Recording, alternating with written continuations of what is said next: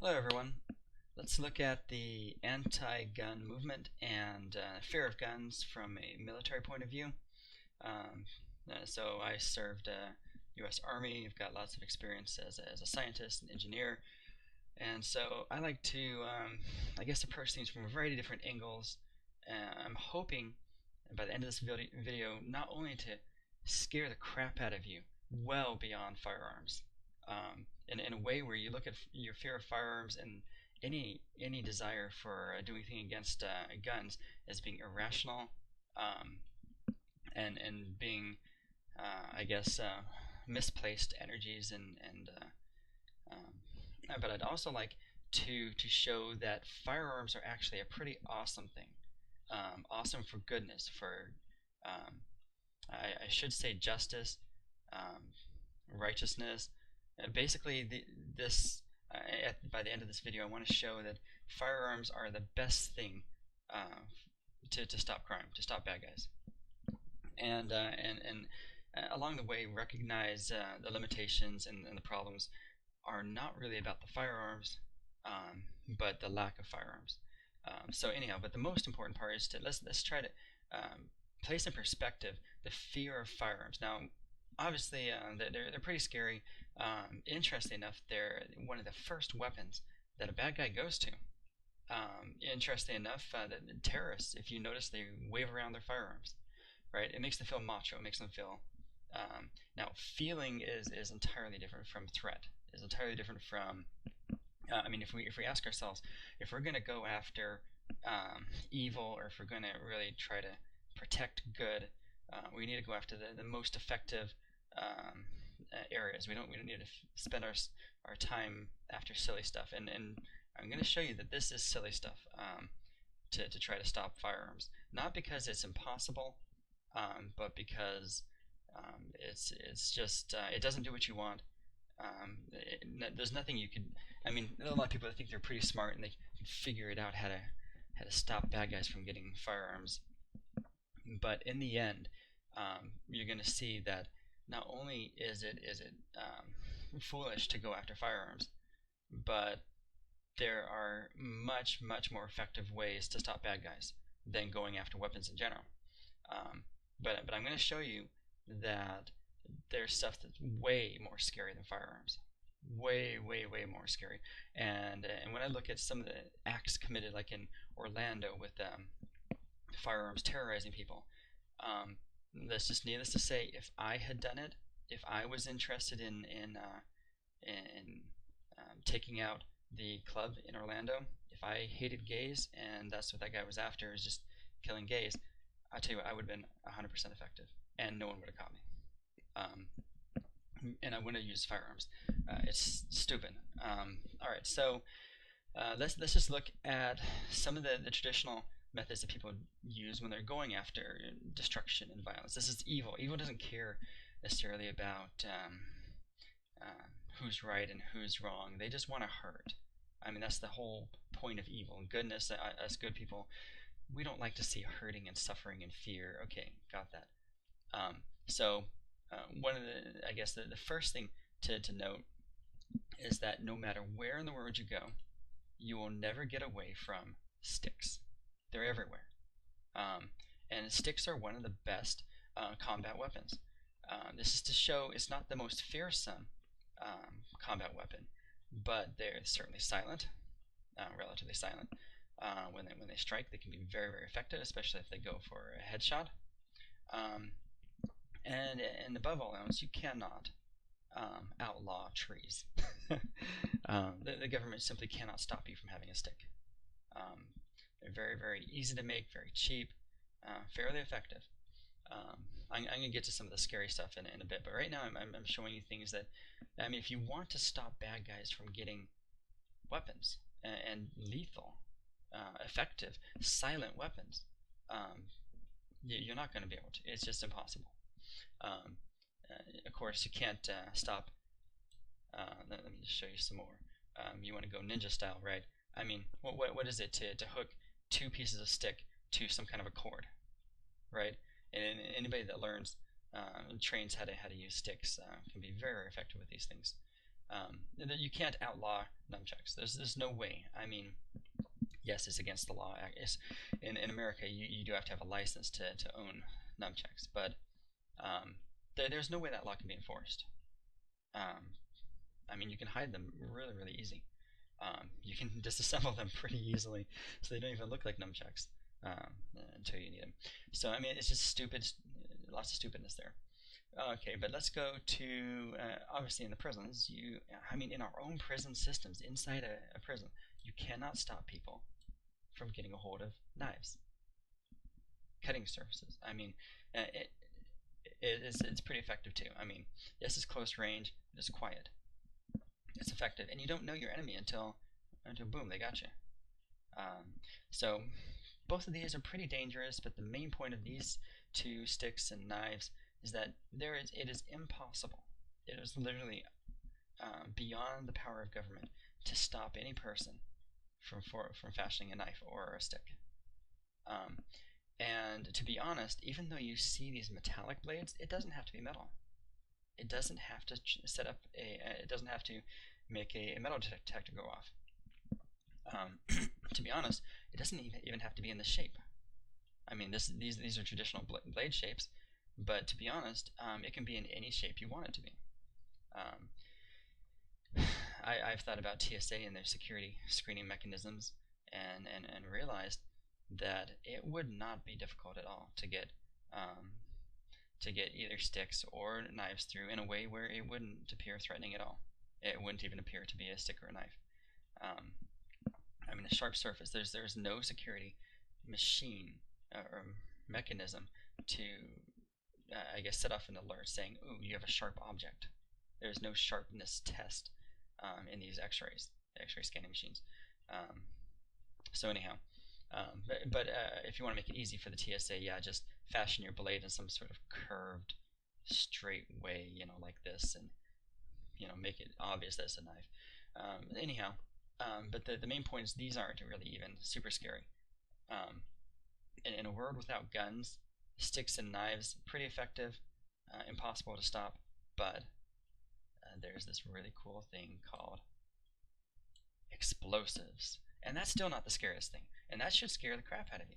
I mean, the Boston Marathon, take out huge areas and lots of amounts of people. And government can't stop this either, because there are a billion ways to blow things up. I mean, you can, I mean, TNT is obviously one of the first things you might think about, but there are many other compounds that explode quite as easily and just as much damage, destruction as TNT. So, I mean, the most basic argument is that you can make explosives with fertilizer.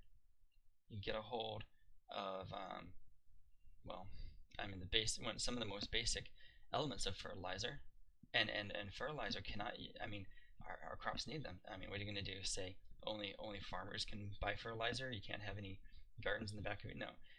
Even if they did, you can still make your own fertilizer. But I'm just saying, the government is not going to ban fertilizer. And from fertilizer, it's very easy to make explosives. All you have to do is get a hold of crap.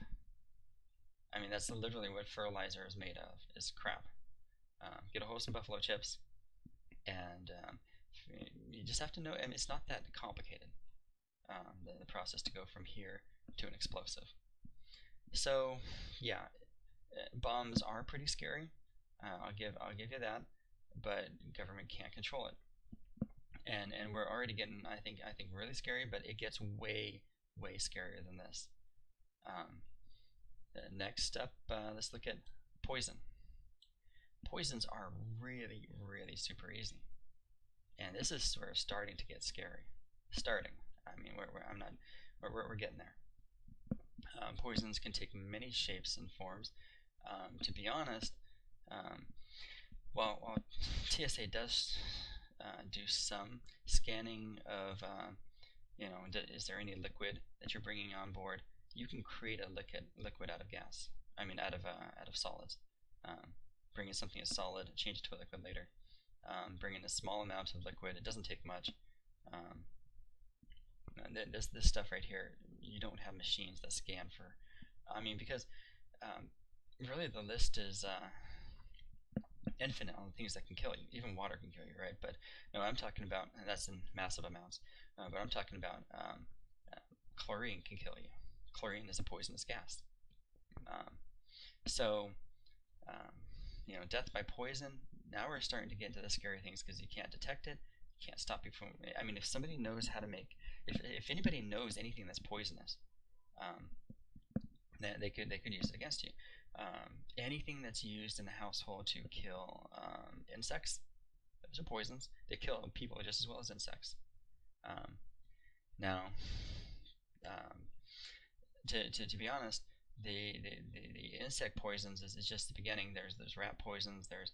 I mean, would the government be so bold as to say that households cannot buy poisons to control insects and vermin, right?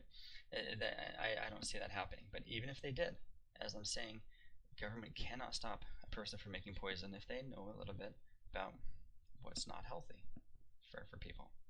And then poisons can be administered in many different ways, not just in food, but through gases and ejection. And so, to be honest, this poison is where it's starting to get pretty scary, because there's a lot of different ways to do it. And unfortunately, criminals are not that smart.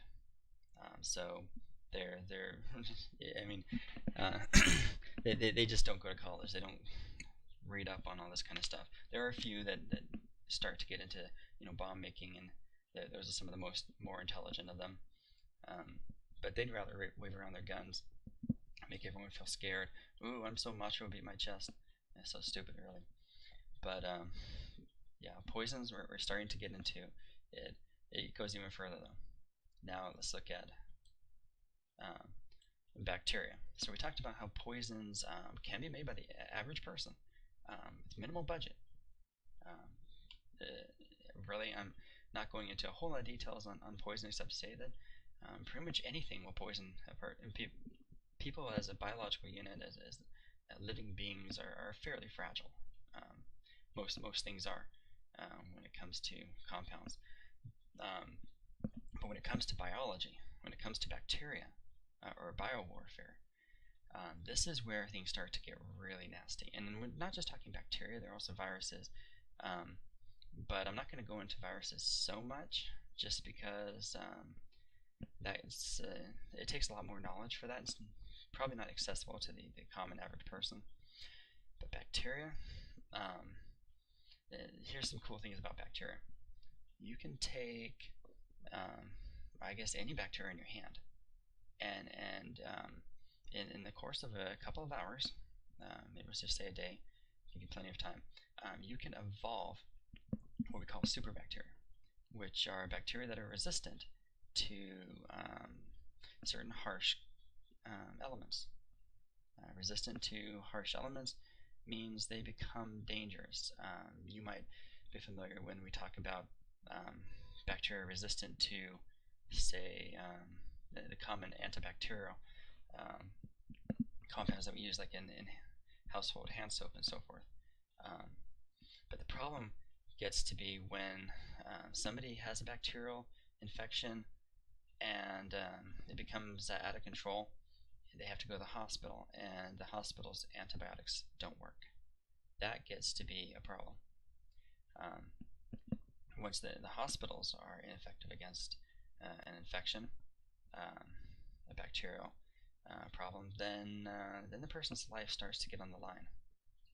Um, there are still some things we can do to help the body to fight it, but the idea that a person, any person, could take something that's readily available to them on their very hands and within a day cultivate or create superbacteria starts to get scary. But we're not even getting to the most scary part yet. The idea that they could create bacteria that's deadly, and that's starting to get to something else. If you look in the sand, in the dirt, there's this bacteria that decomposes biological materials, necrotic bacteria. And so this necrotic bacteria is deadly. By definition, that's what it does, is decomposes. And it's not the only kind of deadly bacteria, but it's readily available. I mean, it's everywhere. There's no way the government can control that. There's no way that that we could stop any person that was moderately smart, had a little bit of training in schools or from the textbooks that are readily available everywhere, or even just a little bit creative and figure this out on their own, how to take that bacteria to turn into a weapon. Our government's already done it. All the nations in the world have already done it, and then they've gone further into viruses. I can go into how viruses are pretty lethal and pretty effective, but since they are not really accessible to the average person, to the masses, being able to weaponize them, I'm not really going to touch that, except to say that governments have already made viruses to target specific enemies. Imagine if you could be targeted, you could be killed based on your DNA, on who you're related to, on your race, on your very identity, on any genetic marker that you might have, that you could be specifically targeted, and that the same virus would do nothing to anyone else. We're starting to get in the area where military operates, but that's a little bit farther than the average person. So I hope you're starting to get scared, though, with this bio-warfare, that anybody could create something. I mean, if you're not scared, you probably haven't thought about it yet, but imagine if you could take a bacteria, carefully craft it so that it can, say, wipe out a city, and then administer it to that city through the water supply, through the food, through whatever means, right? It's not that difficult, in such a way that the bacteria is designed to be able to spread. I mean, we're talking massive casualties. We're not even talking nuclear, and it's already approaching that scale, except that it's invisible. You literally cannot see it until it's struck, and then there's no way to know exactly what it is until it wreaks its damage, and even then you can't trace it back to who made this. Who should you strike back at? How can you stop it? It's a little sobering. So, alright, now let's wrap this thing up. What's the whole point about being scared about weapons that are available to the common person for relatively cheap price, relatively low cost of development and implementation, silent, unable to trace back to who did it, so they can continue striking or strike without fear of retaliation?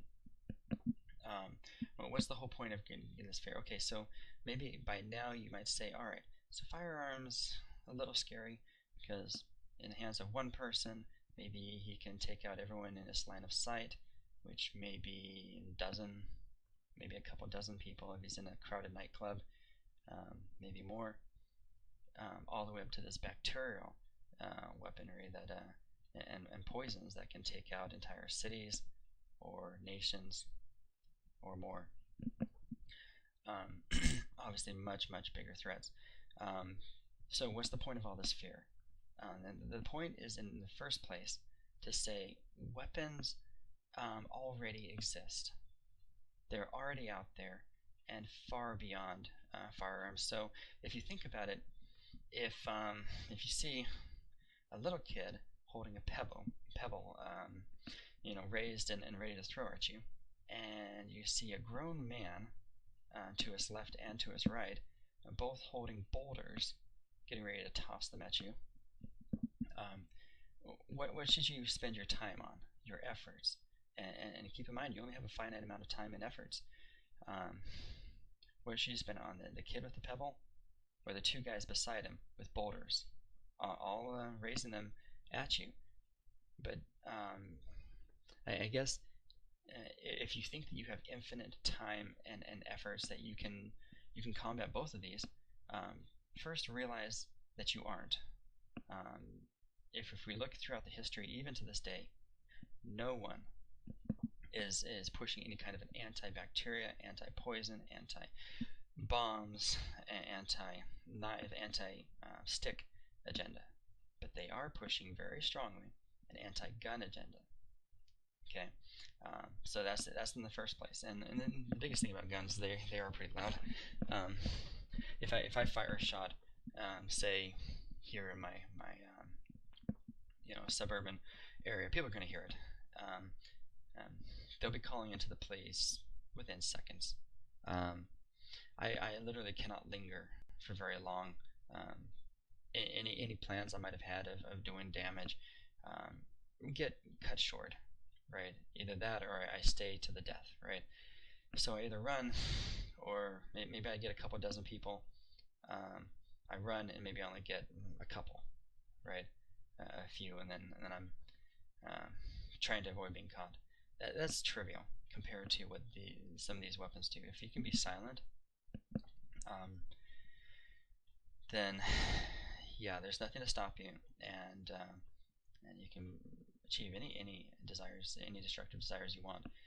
So evil goes unchecked with these kinds of weaponry. So now, if the point is that we cannot fight any of these methods, you can't stop people from evolving literally their own bacteria weapon or poison. If you can't stop them, then what do? Throw up our hands? Just say, hey, we're not going to do anything about guns or sticks or bacteria or poison? No. We look at what's causing evil and how do we detect it before it strikes, before the bacteria weapon is created, before the explosives are created and the bombs made. How do you detect evil beforehand, and how do you stop it? Interestingly enough, our world is going away from that. They are actually trying not to detect evil. They're trying to actually create evil, and they're doing so by leaving religion, God, morality, absolute, you call it, I guess, absolute morality, this idea of universal principles of right and wrong, and they're going for this more individual-based right and wrong, to let everyone justify their own evils. To say, well, for me, this isn't right, this isn't wrong, as if somehow violence can be justified because I was offended, because for me at that moment it felt right, it felt okay. This is the beginnings of creating monsters, of creating evil societies. Single parent households. It's long been established that the two-parent household is the way to guarantee success for children. The two parents, both loving, both teaching correct principles, religion, morals. This is how to create a society of good people. And when you have good people, they may know, like I do, about how to weaponize bacteria. They may know how to take out all the gays in Orlando. They may even hate sin, right? They may even hate the act of homosexuality, not necessarily the people, and yet still not employ these weapons against them, and yet still refrain and say, you know what, their choice. Yes, it's hurting other people, but I'm allowing them that freedom, that agency. And I'm not even going to go into, I guess, how sin harms others. That's an entirely different topic and a very interesting one.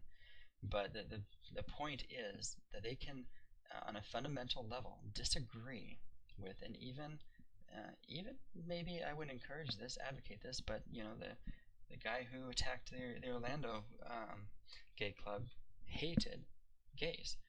And if anyone ever told you why, if they didn't, you should be pissed at them, because he hated gays because gays gave him AIDS. Gays gave him AIDS, that Orlando attacker. It's interesting, though. They'll couch it in Islamism, and because he connected himself with ISIS, he could care less about ISIS or Islam. He was a gay. The guy was a gay dude himself. that attacked that gay club.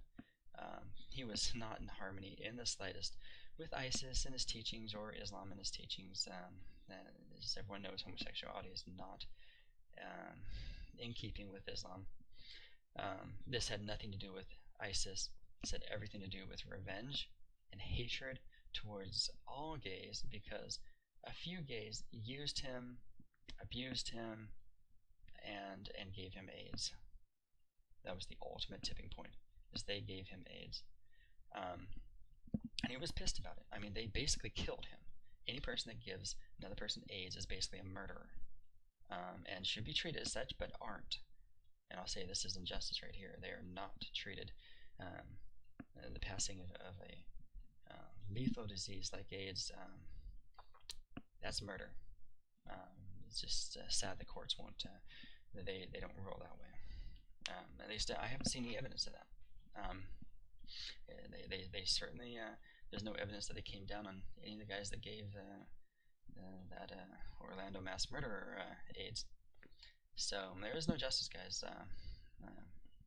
Well, there may be some justice, but not there. So, all right.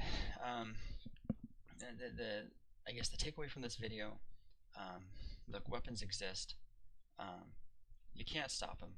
There's stuff worse that you can't stop. And really, to solve this whole problem, we have to get to raising children in intact families that stay together. And how do we get in families to stay together?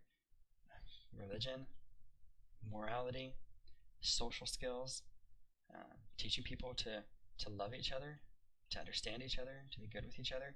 We have to teach all those things, and that's the only way. Now, to get back to the point about firearms, and why it's not only foolish to try to put all our efforts towards getting rid of firearms, but it's actually stupid. It's actually evil. And the reason is this: good people require firearms to fight evil. If somebody comes up, let's say I'm a woman, if somebody comes up to me and tries to rape me, I'm not going to throw some bacteria at them. Even if it's lethal bacteria, I'm not going to do that. It just doesn't work. That's not the effective defense. Excuse me. I'm not going to wield a knife or a stick at them and hope that they don't have a knife or a stick too, or a gun. I'm going to wield a gun against them, even if they have a gun, because a gun against someone armed with a firearm is the only defense. I'm not going to throw some explosives at them. I'm not going to throw some poison at them. On that line, it's not really poison, but mace can sometimes be effective, but that's not going to be my go-to if it's windy, right? If there's wind going in any direction, if it's going in my face, I'm not going to spray it. If it's the wind's going slightly to the side, I'm not going to aim to the right when the wind's blowing to the left to try to hope that the wind will blow it in his face, right? There are a lot of places that are pretty windy across the world. You can't just say, I got my mace, I'm good. It'll never be windy this entire day. So even with mace, a kind of poison that's kind of short term, just lasts for a little bit for you to get out of there. Still, the only way I'm going to defend myself is with a firearm. It's really the only way. And so, from assault, from not just rape, but attempts on my life, or where I feel like my life could be in jeopardy. Say 3 people bullying me, right, surrounding me. They're 3 people against 1, and they show intent to harm. There's a good chance that I'm going to die. There's a good chance. They may not, but I certainly can't guarantee that. So, yeah, any efforts to go against firearms, most efforts are going to be at the detriment of good people and in favor of bad people. You got a big, strong man, right? That's evil, and he wants his way with a woman. I mean, even if he doesn't have a gun, he's got the advantage because he's big, he's got big muscles, he's massive. She's not going to be able to resist him if he catches her, right? So guns are what we call the great equalizer, which is to say that they take a small, relatively weak person and a large, grown, strong man, right? Usually a man that's super strong, and they put them on level playing fields, which is to say, there is no advantage of being super strong when both have a gun. So now that there's no advantage, the good person has a chance of surviving. Has a chance of living life without. I mean, can we? Would you tell a woman go through your entire life in fear of being raped by those larger than you? That's the life we expect you to accept. And if you get raped, whatever, so be it. You know, and if you say, "Oh, I wish I had a gun to defend yourself," we're going to shame you and say, "Oh, you shouldn't be wishing that kind of thing. You should just be happy accepting that if such a thing happens, fine, whatever. Don't.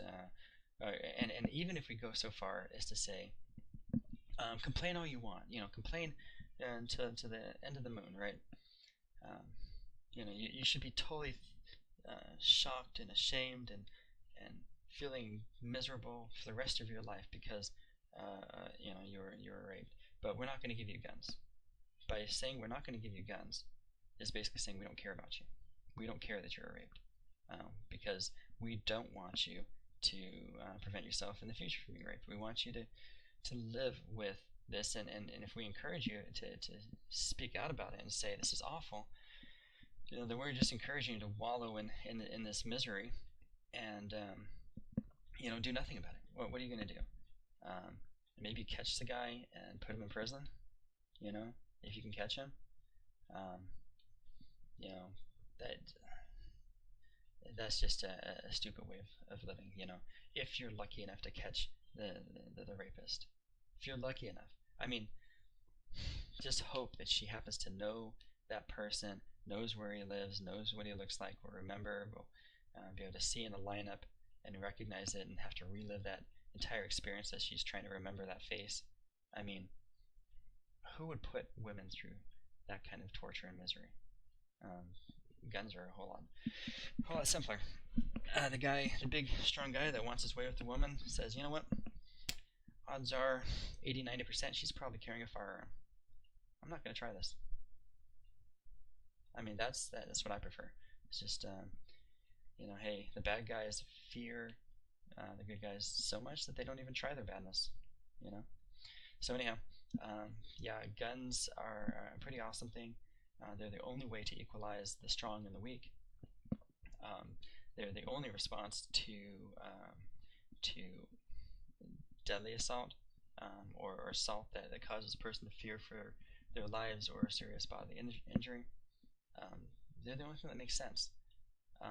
And then just one last thing on firearms, because there are some who would like to split hairs on firearms. As you can see, there are a lot of handguns here, and they like to split hairs, saying, well, if it looks a little bit more military style, then that should be more scary. That should be more of a target. We'll leave alone the stuff that looks a little less scary, even though a lot of people, the anti-gun crowd, can't leave these handguns alone.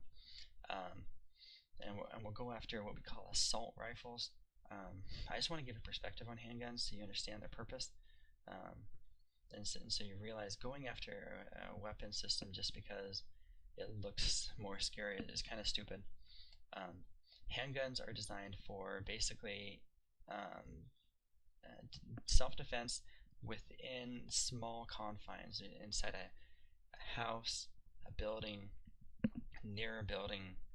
Anytime you have to go around corners where you have lots of obstacles all around you,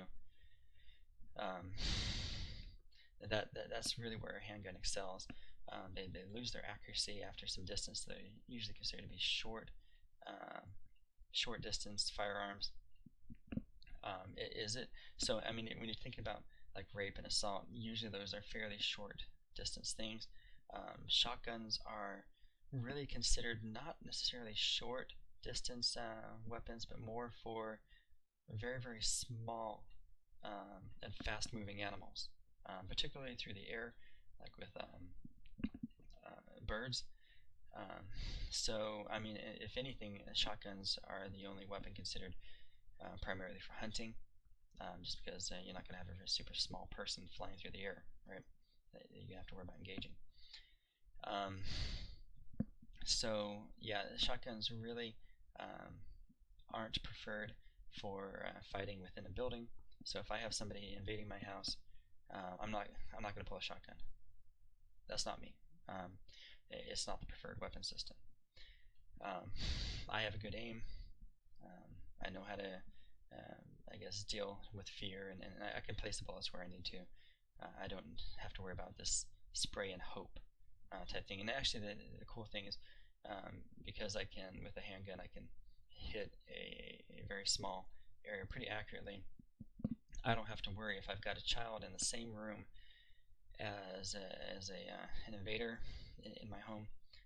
With a shotgun, I would really worry about hitting both of them, right? If they're even not necessarily very close to each other, right? Whereas with a handgun, I wouldn't have to worry about that at all. Um, um, Shotguns just don't have the accuracy. You can't. You basically have to have the bad guy all by himself in one zone and know that nothing else is in that line, in a very, very large area line. So yeah, I don't prefer shotguns at all. And then of course you have rifles. Rifles are considered long range, and while a rifle is not preferred for inside a building, um, rifles are preferred if you need to engage at longer distances.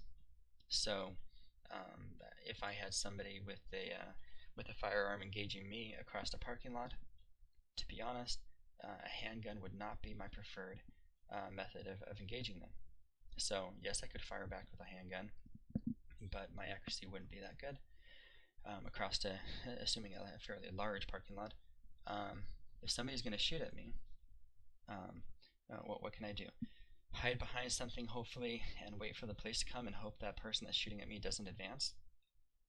That's stupid. Um, just stay and wait, hunker down, and hope for the best. I mean, literally give up my life and say, I don't care about my life. I'm not going to fight for it. I'm just going to wait and hope. Or you engage with a rifle. So if you happen to have a rifle at your disposal, then you can engage fairly accurately at long range, and take out anyone attacking you, and not necessarily attacking you. Maybe they're attacking someone else, right? If someone's attacking a group of people with a firearm,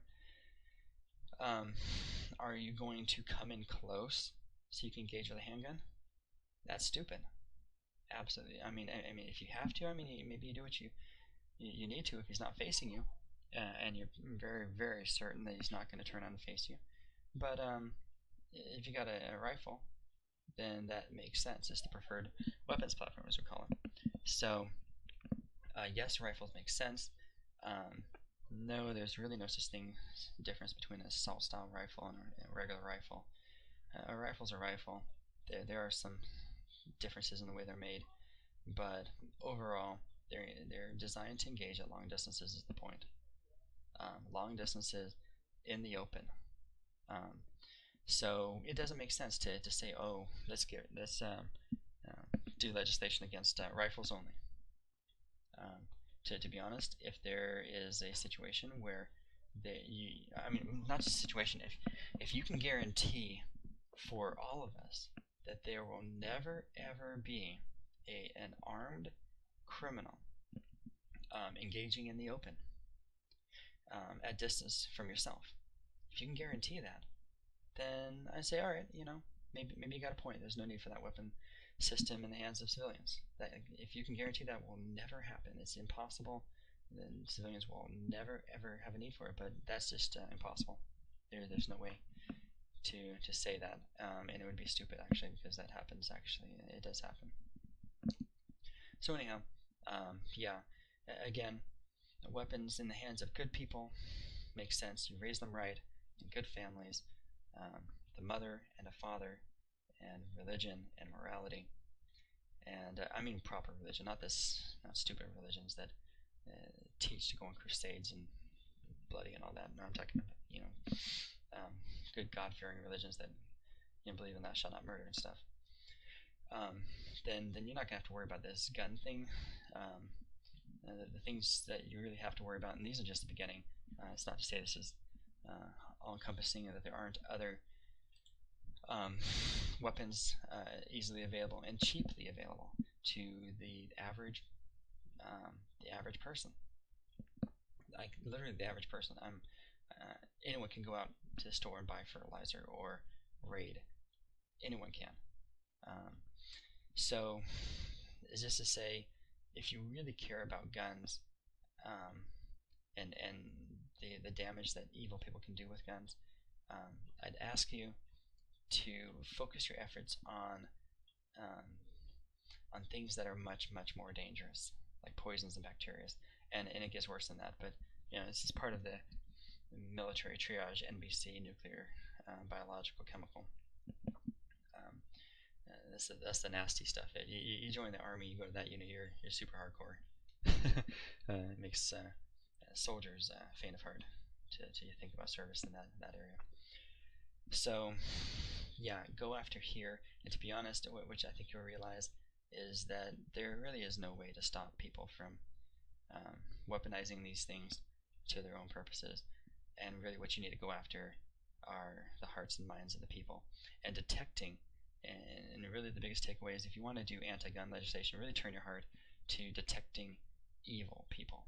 Not necessarily looking for like religions that you might consider to be bad, because we can all target religions all day long, right? And go on our Christian crusades or whatever crusades you want to go on. That's just stupid and against the freedoms of this country.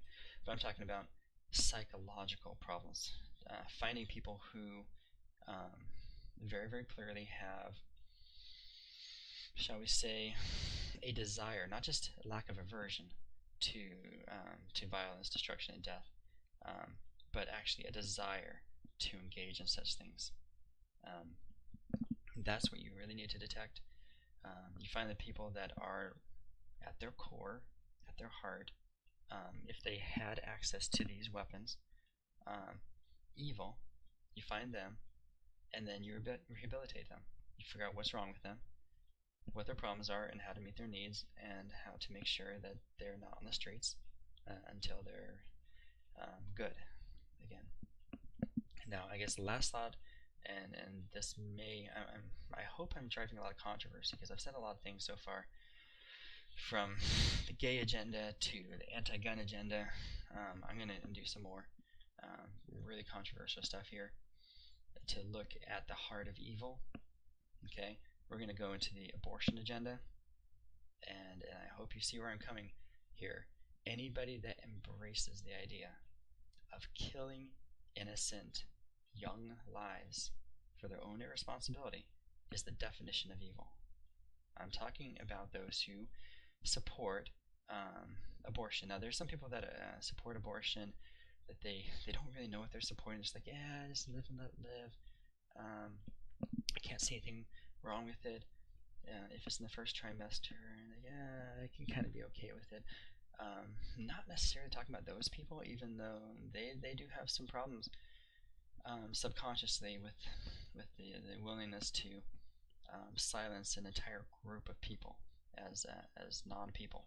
It happened in the black in our black history. Our whole race was silenced as non-people. But I'm talking mostly about those who are gung-ho about killing babies even after they're born. Like, there are some people that literally support delivering the baby and killing it immediately after it comes out. There are a lot of people that support this, and that kind of thinking is a particularly grievous, particularly felonious, evil. But it doesn't just start there. The idea of desiring the destruction of babies before they're born. Even in the first trimester, though it may take a little bit of thought for you to get to that point. Um, but anybody that supports abortions, um, they are fundamentally these kind of people who are completely willing to kill innocent young babies. They have no aversion to death and destruction. And those kind of people are the people to worry about. Those are the kind of people that would weaponize bacteria and would kill entire nations. In fact, if you look at the abortion statistics, we are losing hundreds of thousands of babies' lives. I think across the world, I think that's every day. I'd have to look back at the numbers, but millions a year if I saw the statistics right. It's just it's a slaughter. It's a massacre. It's almost genocide. So, yeah, there are a lot of things that we can look at, even in politics, um, as far as the causes that people support that are very much pro-death, pro-destruction, uh, pro, I guess, targeting of people by their race and their gender. Um, it's getting pretty ugly, and even trying to kill a person's very identity, of who they are, of what gender they are, of yeah, it's so some pretty nasty stuff out there, and I would submit to you that those who target to destroy lives and identity, that's the true evil, and those are the kind of people that have no qualms about engaging in some of the most deadly weaponry. And interesting enough, a lot of them exist within academia, the very center of where you'd expect people to understand how to create and, um, as scary as this is, execute um, on a massive scale using bacteria. They know as much about bacteria and viruses as the best in the world. So yeah, that's where we should get scared about. Anyhow, talked on for a little bit, but I hope you're starting to see my picture, my vision, that that the real source of trying to protect innocent lives is not here. This is not where the movement should be focusing, and this is actually bad for goodness and good for evil if you do focus here, but it should actually be not even looking at this stuff, this nasty stuff, but looking at the source of evil itself. I guess that those who embrace death, embrace destruction, and have no qualms about that. Not just who have no qualms, but desire actively, or I guess readily admit to being tempted or interested in using this kind of stuff against. I would never do any of this kind of stuff against my worst enemies. Well, maybe if they threaten my life, but there are others who would use this kind of stuff against others just because of their beliefs. Believe it. Look at Pol Pot. Had no qualms about killing most of his countrymen, because they would not adopt his socialist views. True evil. All right, thanks for watching. I hope I got you super depressed and convinced you. Don't go anti-gun. Don't even necessarily go anti-poison or anti-sticks or anti-knives or anti-explosives. Go pro-religion, pro-good religion. There are bad religions out there. Don't embrace them. I might even throw this out. It seems to me Islam is dangerous. Seems to me to be dangerous. It's all the variants I've seen. Go pro morality, pro mother and father, two-parent, loving, caring households. Anything that can promote all that kind of stuff is going to be good for our society. Anything that tries to pretend that your identity is not what it is, and it tries to raise children in households without a father or without a mother, that's the culture of death right there. It's the raising of criminals and felons and evil itself. So yeah, thanks for watching. I hope you learned a few things, and I hope you're clearly understanding where I'm coming from, and seeing that yeah, this is the kind of stuff that scares me. Not this. I'm not scared about this at all. And it's not just because I was in the military. Because I had exposure to all these things in the military. Everything, all these tabs. So, yeah, the guns, I could care less about guns. They're just fine. Just make sure when we find the bad guys is what we really need to do. Find and rehabilitate. Thanks for watching. Talk to you later. Bye.